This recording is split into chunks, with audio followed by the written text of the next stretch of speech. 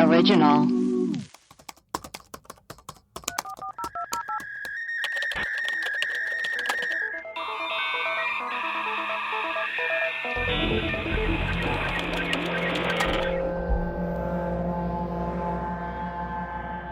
Hello and welcome to Web Crawlers. This is one of our mini episodes, which is a shorter version of our main episode, obviously, hence the word mini. Here we will talk about all things weird, unusual news stories, read some listener emails, and play your voicemails. Today's episode is actually about the Australian Tinder killer. Yeah. Exciting. I'm excited too, which was about from an email last week. And we got really into it. So we're going to elaborate on that today. First, let's do our voicemails. Melissa, do we have any? Yes, we do. Great. Hey guys, it's your old friend Matt from Chicago. I just caught up with the Web Crawlers episode with Paul Tompkins. Great ep, and I love the stuff with Craig at the end about Chicago spooky stuff. I'm a Chicago guy. Chicago has tons of spooky stuff all over the area. The Iroquois Theater fire, oh man, you guys need to do an episode on that. It's very, very strange. So over 600 people died. And the thing about the Iroquois Theater is that it was kind of like the Titanic, except of theaters. Like, it was this grand, huge, beautiful thing. And it was supposed to be like the safest, most fire protected theater like ever. And it wasn't. A bunch of people died. And one of the weird things that a lot of people talk about is that they actually were able to get a lot of the exit doors open eventually. But because the exit doors had these weird, like, fancy locks on them, these bascule locks, these, like, neo-Victorian style, like, big clasps that were really difficult. First of all, they were locked during, all the doors were locked during performances, which is weird. But anyway, yeah, they were really complicated, and, like, not even the ushers, like, knew how to get them open. So, like, eventually, like, one of the exit doors got opened by this former Chicago baseball player who knew how to operate the locks because his like, icebox at home had the same setup. But anyway, they were able to get the friggin' doors open, but so many people were packed into the, like, exit alcoves that there was just a mad crush. A lot of people died of asphyxiation and stuff like that because there were huge rushes at the doors, not even because of the fire. So really fucked up, to say the least. That theater is not there anymore, but that alleyway that was used as like a makeshift like field morgue where they like stack the corpses is super haunted, and it's in downtown Chicago. Oof. Anyways, thanks. Love the episode. Love the show. That Sarah Lawrence episode was really, really good. So keep up the good work, y'all. Bye. Wow. Nice. Cool. People love Craig. They cannot get enough of People Craig. do love Craig. Especially Chicagoans. Chicagoans love Craig. He's the voice of the city. He is the voice of the city. Mayor of Chicago. Let's do this one. Hey, this here's a message for the web crawlers. I just got done listening to your episode about the urban legends and whatnot, and y'all were talking about the Ku Klux Klan selling that business to Osama bin Laden. Well, I'll tell you what, my cousin was on the board of directors when that deal went down. No, so no, it wasn't. True story. No, it's not. There's truth. No, it's not. Anyway. I gotta go walk my dog. She's a half lab, half hound. She's only 9 months old. She's cute. Anyway, you ladies keep up the good work, and I'll talk to you soon. Bye. Is that a prank call from Craig? No, this guy's cousin was on the board of directors of Snapple when they sold it to Osama bin Laden. When they sold it. Wow. So you heard it here first. The Snapple is owned by Osama bin Laden. Oh, wow, boy. a little piece of history. Any other voicemails? From Suzanne. Oh, Suzanne. Hi, this message is for the web crawlers and you too, Amanda, because I love the big ones. Suzanne here. I just want to say I'm a huge fan of you ladies. You guys are hysterical. And I'm calling because I'm sitting here on Friday afternoon and I've been trolling Disney Plus because I got it free from Verizon. I made myself a cocktail and I came across the movie, and I'm not sure if you guys are including women as part of the hot as hell, but I just wanted to put my 2 cents in that I was watching this movie Jack, and I'm realizing now that Diane Lane is hot as hell. Williams. Diane Lane, hot as hell. She's Yeah, great. Diane Lane All is her hot. movies, she's amazing. I just wanted to throw that in there. Hopefully women are included as well. You guys are Why hot was as she hell. watching Jack? And yeah, I love you guys, and I appreciate all the content every day. And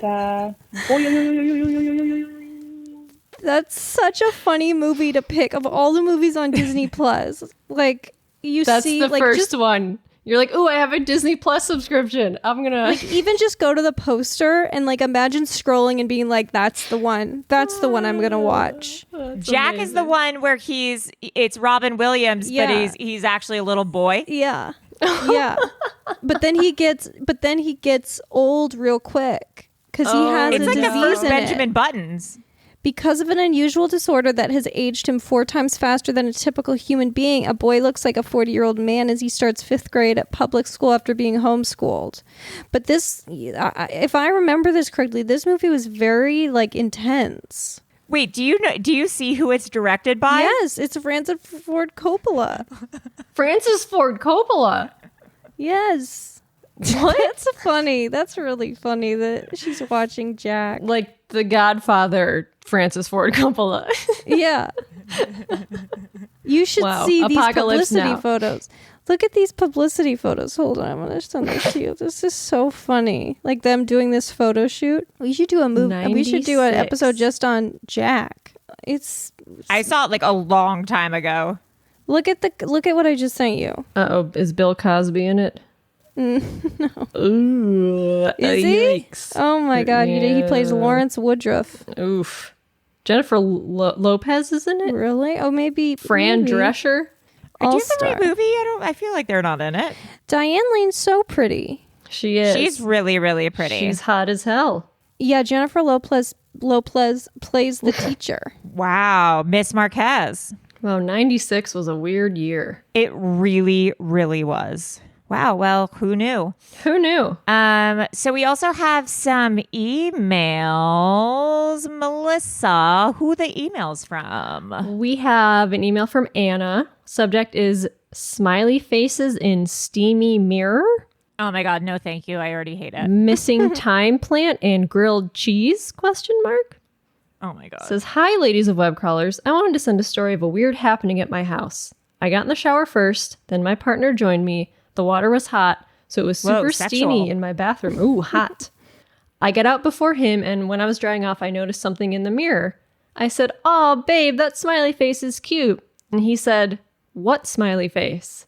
And Oh, looked in the no. mirror, just as creeped out as I was. To make matters worse, he left for 5 days of vacation, leaving me alone in the house. At least it seems like a friendly presence. I'm sorry, there's a ghost in your bathroom.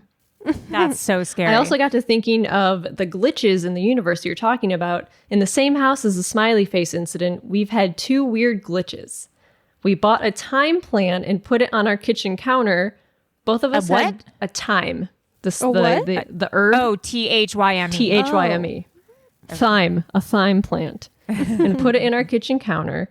Both of us had work the next day and didn't move it. When we got home, the plant was gone. We never found it ever again. The same thing happened with a grilled cheese. We left the room to do something, and when we got back, it was gone. I don't know, man. I think someone's living in their attic, to be honest. I If they have an know. attic or basement, they need to like check it out. Yeah, I don't know, man. This house is weird, but we love it. Love the podcast, and thanks for putting out episodes, Anna. That's bananas. You have someone living in your attic. I'm so sorry. Sorry to break it to you. Someone's living in your home. And then we have one more email. From Lacey Garrison. Allie, Melissa, and Maria. Ladies, I love the show. I was hooked after I listened to the episode about the Denver airport. I am writing you to bring to your attention to a subject I think you may enjoy. You've covered ghosts, witches, and vampires, but how have you missed the Huldafolk? Huldafolk, aka elves, are powerful nature spirits that dominate Iceland.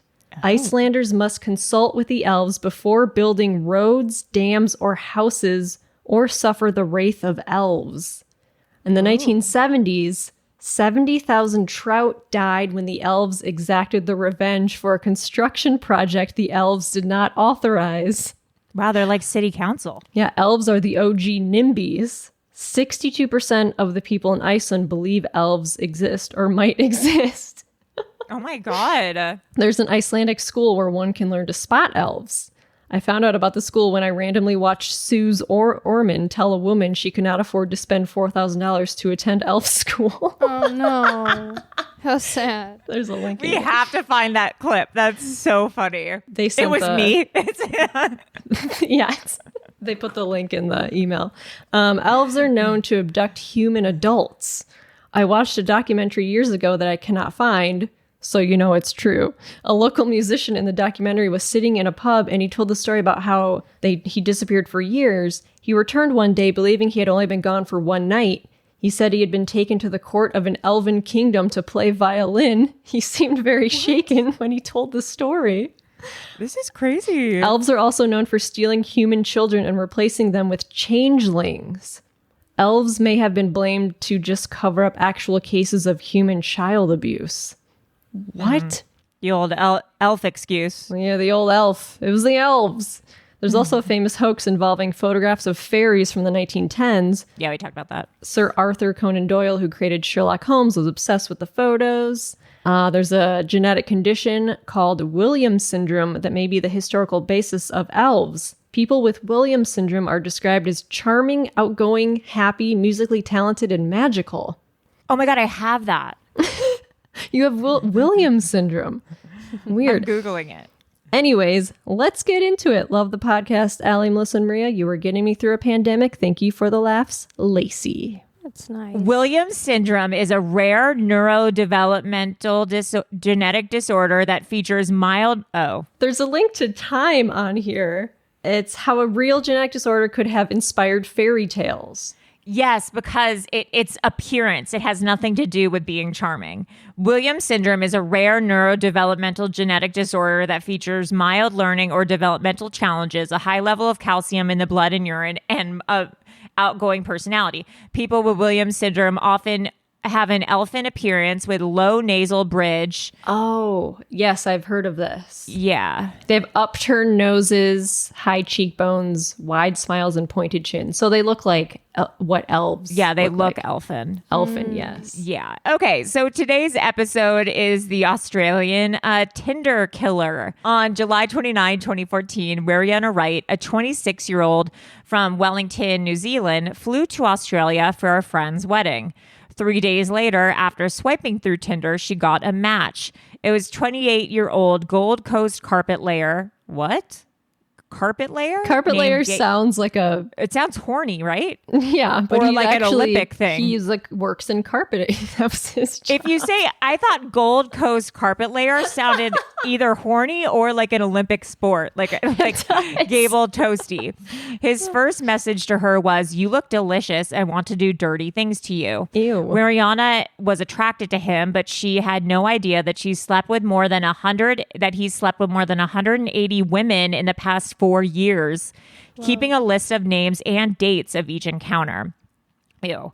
She doesn't know that he is also obsessed with recording his nights out and that his personality problems are so severe that a psychiatrist once described him as partially disabled. I mean, that's not like a personality diagnosis. Yeah, I don't know. This was written in a news article about this. Oh, interesting.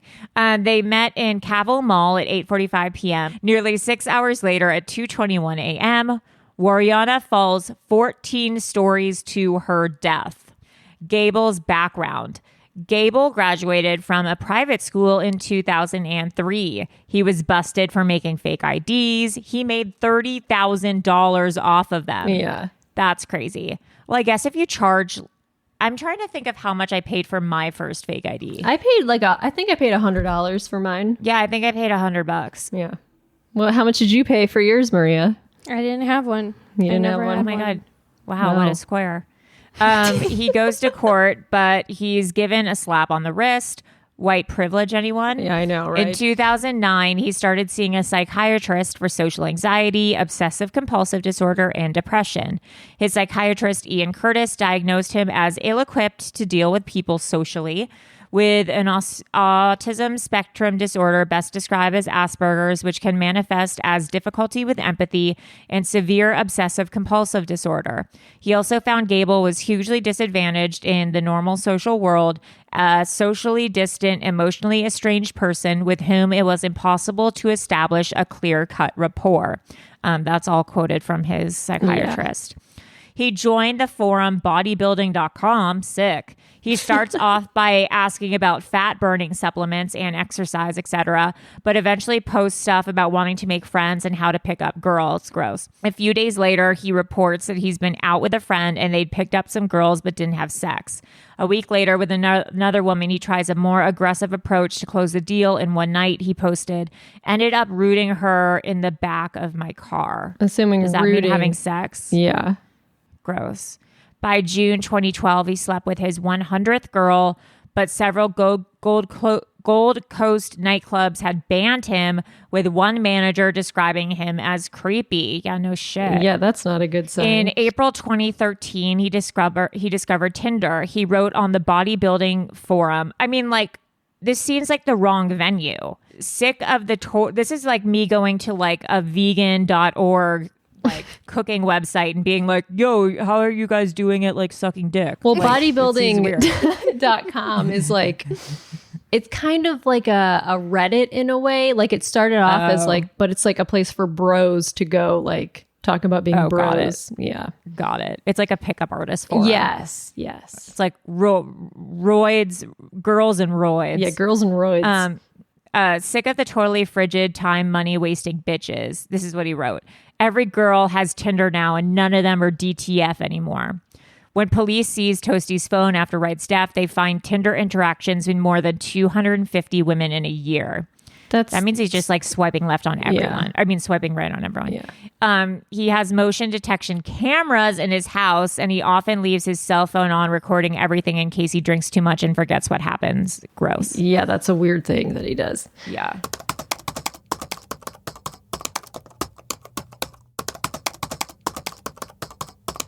So he finally meets Warriena. They met at a mall. They go to a store to buy some beer, and then they go back to Gable's apartment. At some point in the next 4 hours, they have sex. They take selfies, and Warriena posts them on Facebook. And at 12:56 a.m., Gable hits record on his phone. The recording is titled Session 24, and it lasts for 3 hours and 19 minutes. Like, he recorded his nights out all the time. This is what he did. And he just put his phone in his pocket. And when the tape begins, they're drinking vodka or moonshine or whatever made from a still in his kitchen. Like, he made this alcohol. Around 5 minutes in, Warriena, who's normally a beer drinker, declares that she's psycho drunk, yet Gable pours her a drink at least 3 more times, and later tests revealed that she had an alcohol level of 0.156, which is 3 times the legal limit. And this audio is online. The full 3 hours is online. So at 1:35 a.m., Actually, I think that's disrespectful to Warriena. I think they should delete that. But I mean, it's also too. Yeah. At 1:35 a.m., Warriena, clearly drunk, wants to leave and accuses Gable of taking her phone. And at 2:10 a.m., there's a struggle, and Warriena says, "That really hurt my vagina." Gable laughs. Then she starts playing with small ornamental stones. Gable says, "Ow," which the prosecution says is most likely because she's throwing them at him. Like, there's pictures of his apartment. There's this like tray of these weird stones. It's like all scattered. At 2:12 a.m., she calls him Sam Winchester. He's like an actor or like a character on a TV show that she said he looks like. Weird. And Gable promises to do what she wants. He says, "Sexually, I'll be your slave." A struggle ensues, and Gable says, "All right, that's enough." And you can hear whimpers of protest from Warriena. he says, "You have worn out your welcome. You are not my kind of girl." So then Gable's tone switches from patient to menacing and totally in control. He says, "You have to leave." And then Warriena says, "Okay," but she's like gasping to breathe. And then he says, "It's all good. Hey, it's all good." And there's something obstructing her voice. So it sounds like there's like a pillow on her face, or like something, maybe his hand is over her mouth or something. The prosecution says she's probably being pressed down with her face towards the carpet and Gable restraining her. Yeah, like something's... Oh, God. So Gable calls her fucking insane and then says, "You're lucky I haven't chucked you off my balcony, you goddamn little psycho bitch." And you can hear Warriena panting. Then Gable taunts her saying, What? Got something to say?" And then with something obstructing her voice, Warriena... Well, it sounds like she's probably gagged. Yeah, Warriena says, "You're a sexist." And Gable says, "I'm the one who's injured. You don't have a goddamn scratch on you." Oh, God. Yeah. Then in a sober voice, he says, "You're not going to collect any belongings or anything. You're just going to walk out, and I'm going to slam the door on you. You understand? If you tried to pull anything, I'll knock you the fuck out." There's another struggle, and Warriena, scared, apologizes. There's gurgling, rasping sound. Prosecutors allege Gable was choking Warriena here, and she manages to reach for the metal clamp of a telescope. He tells her repeatedly to let go. She's struggling to breathe, gasping. The clamp thuds to the floor. At 2:19 a.m., there are sounds that police think could be the balcony door unlocking. Just after this, Warriena starts to scream, "No!" She screams the word 31 times in 46 seconds. She is screaming like her life depends on it, pleading with Gable to stop whatever he is doing. And amid her screams, you can hear him say, "Shut your fucking mouth. This is all on a recording, you know." She's yelling, "Let me go home," over and over again. And he said, "I would, but you've been a bad girl." And then there's a sound of the balcony door shutting. Gable breathes heavy and there's a faint scream. The neighbors underneath him hear the commotion and come out to their balcony and look up to see Warriena standing on a concrete ledge on the wrong side of the glass of Gable's balcony. The neighbor remembers hearing Warriena saying she wants to go home. The neighbor says he tells her something like, "You can't get down this way, go back in." He says Warriena briefly tries to twist around and lower a leg down off the concrete ledge. Then she returns to a standing position. Shortly after, she seems to stiffen, then slip. So I looked at pictures of this balcony and there's like glass, but then like on the other side of the glass, there's like a concrete ledge that like you could potentially stand on. You wouldn't want to, but I think that's what they mean when she was standing on the ledge. She was probably trying to get away from him. Yeah, so 25 seconds after shutting the balcony door at 2:21 a.m., Gable's phone records a faint scream as Warriena falls to her death. Oof. Gable is breathing deeply, but does not check on her or call the police. Instead, 38 seconds after her fall, he tries, without success, to reach his lawyer. Oh. So he immediately calls his lawyer, and then he leaves his apartment. How does he have a lawyer? Like, why does he have a lawyer? Because he's all like bad people have a a lawyer. rich kid, his family lawyer. He leaves his apartment. He evades the police by using a fire escape and walks around for 43 minutes. Like he sees the police lights coming because like the neighbors called the police, and he goes down a fire escape to avoid them. Oh, God. And then he ended up calling Warriena's phone twice. Weird. I don't know if he's trying to like make him seem innocent or like, I don't know what happened to her. And then he discovers that her phone is in his pocket. He had her phone. Oh, God. And at 3:10 a.m., he orders and eats a slice of pizza on Cavell Avenue. And he can Psychopath? Yeah, he can see the police lights from his apartment building. And then 7 days later, the police wake him at 10:40 a.m. at his parents' home in a gated Gold Coast community.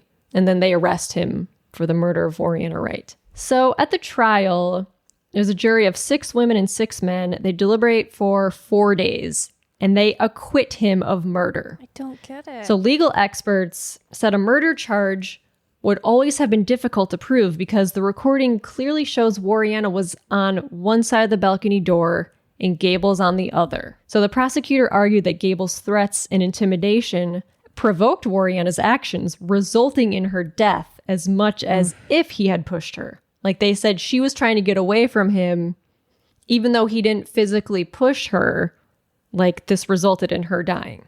Yeah. So a forensic pathologist found no internal damage, suggesting choking or strangulation, though she says there is an arm hold across the neck used by police that leaves no internal marks. So he could have totally been choking her. So the Justice Byrne later tells the jury that they can only find Gable guilty of murder if satisfied beyond reasonable doubt he had choked her. Oh, God. Which is weird. Yeah. So then he's acquitted. 60 Minutes pays him $250,000 to do an interview. Yeah. Like, don't pay guilty people to do interviews. Like, they shouldn't profit off their crimes. He looks and sounds so guilty. Yeah, this interview is crazy. He's like, and I know like the psychiatrist said he's on the spectrum. Yeah. So that might be why he's a little awkward, but he comes off as so guilty. It's crazy. Really? It is crazy. So why didn't you go out on the balcony to check to see if she was okay? Instinctively, I knew that if I ran out there and somebody saw me looking over the edge, it would look like, it would not look good. It would look like I had forced her over or something. So you were worried about what it would look like for you? Of course I was worried about her, absolutely terrified at what had just happened to her, but... You just told me that you were a kind and caring guy. Yeah, absolutely. And you couldn't even be bothered to go out on the balcony and look over the side and see what had happened to her. Well, whatever had happened out there had happened, and looking over the edge, that it doesn't help anybody. There's no purpose to it. Wait, you kidding? Well, no, I mean... There's no purpose to looking over the edge. What, to see if she's alive? To see if she's okay? No, because that's just,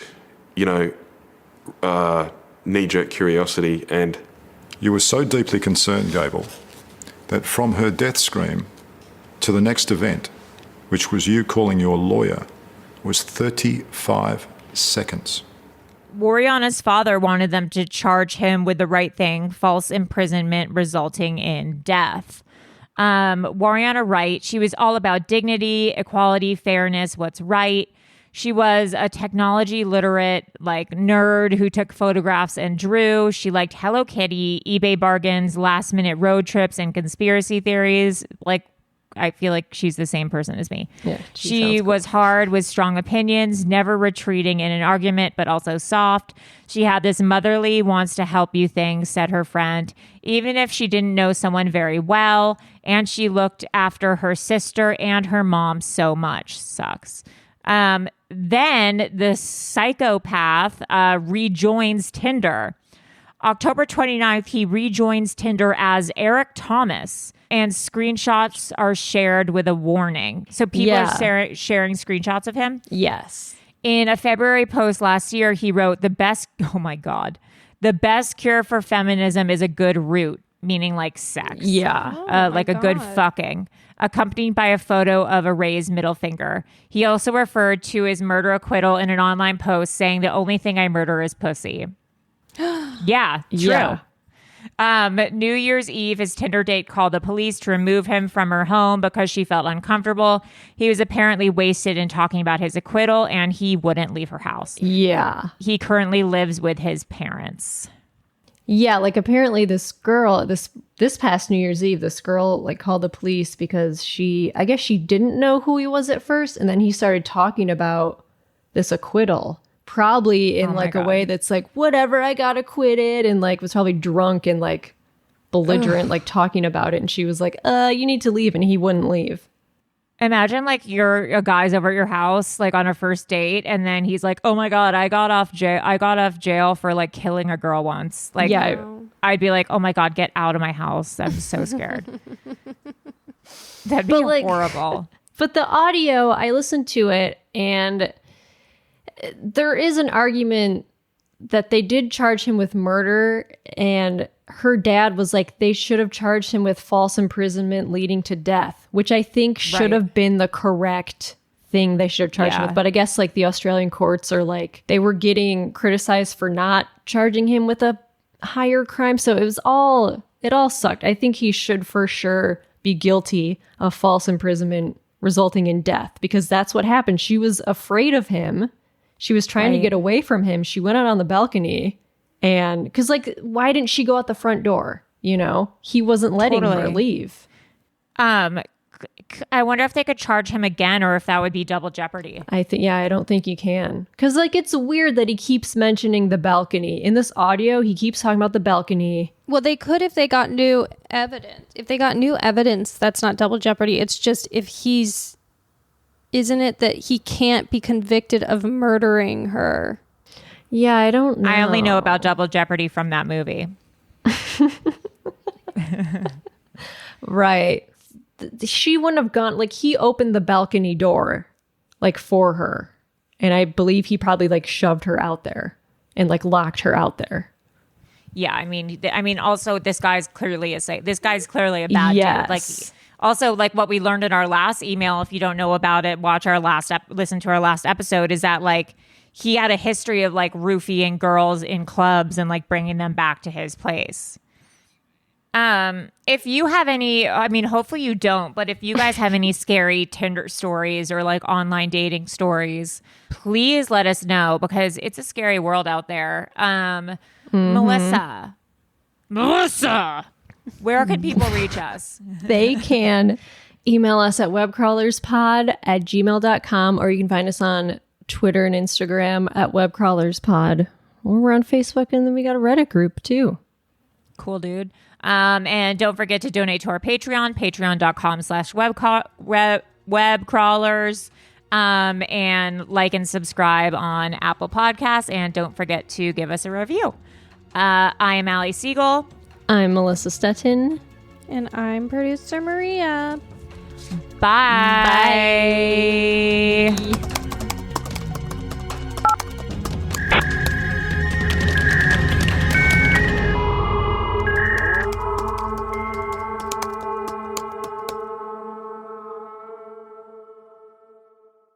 An Erios original.